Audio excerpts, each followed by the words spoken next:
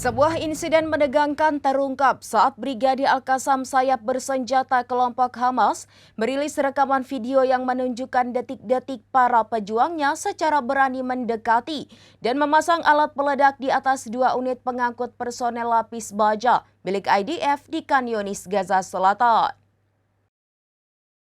Sebuah insiden menegangkan terungkap saat Brigadir Al-Qassam sayap bersenjata kelompok Hamas merilis rekaman video yang menunjukkan detik-detik para pejuangnya secara berani mendekati dan memasang alat peledak di atas dua unit pengangkut personel lapis baja atau APC milik pasukan pertahanan Israel di Khan Younis, Gaza Selatan.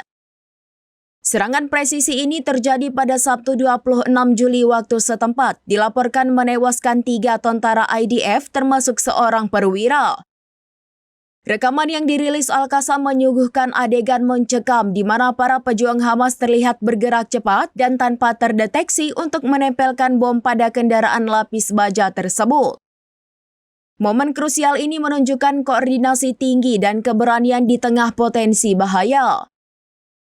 Setelah ledakan dahsyat terjadi, sebuah ekskavator Israel tampak bergegas ke lokasi berusaha menimbun puing-puing kendaraan yang terbakar. Disinyalir untuk memadamkan api dan mengevakuasi korban yang mungkin terjebak.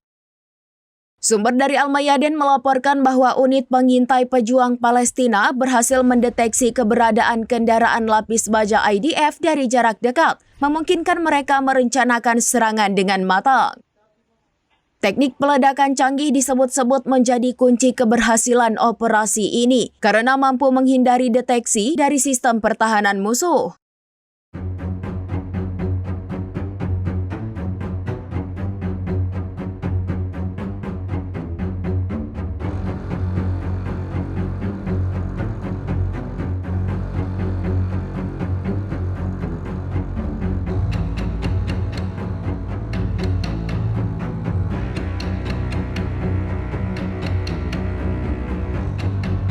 Demikian informasi terkini Syederalun, saksikan terus informasi lainnya, jangan lupa like dan share seluruh akun serambinews.com.